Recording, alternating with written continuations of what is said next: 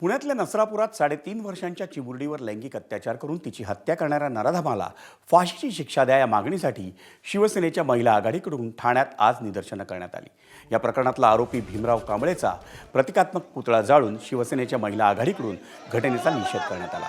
ठाणे महापालिका मुख्यालयाबाहेर शिवसेना महिला आघाडीकडून हे आंदोलन करण्यात आलं।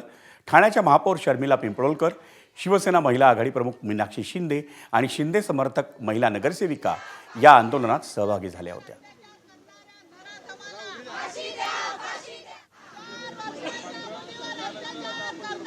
नसरापूर येथे ज्या 4 वर्षीय मुलीवर चिमुकलीवर जो अत्याचार करून तिचा दुर्दैवी असा हत्या केली आहे, अशा ह्या विकृतीला या माणसाला खरं तर त्यावेळेलाच फाशी दिली गेली पाहिजे होती। आम्ही सर्व माजी महापौर, मी महापौर, आपल्या सर्व नगरसेविका, सर्व महिला आघाडी आम्ही यांनी जाहीर निषेध इथे नोंदवला आहे आणि सरकारला एवढीच विनंती करतो की योग्य तो न्याय त्या कुटुंबाला तुम्ही द्यावा।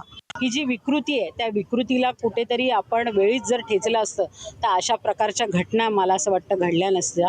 समाजामध्ये अशा विकृती अजूनही आहेत आणि त्या वेळोवेळी आपल्याला जाणवत असतात। कायदा हा कठोर बनवलाय पण तो इम्प्लिमेंट होतो की नाही ह्याचा पण विचार करावा लागतोय आपल्याला। कायद्यामध्ये खूप उशिरा आपल्याला न्याय मिळतो, पण ह्या अशा जर गोष्टी आपण लवकरात लवकर त्याचा न्याय देण्याचा जर प्रयत्न केला तर मला असं वाटतं की कोण पुढे असं करण्यासाठी धजावणार नाही।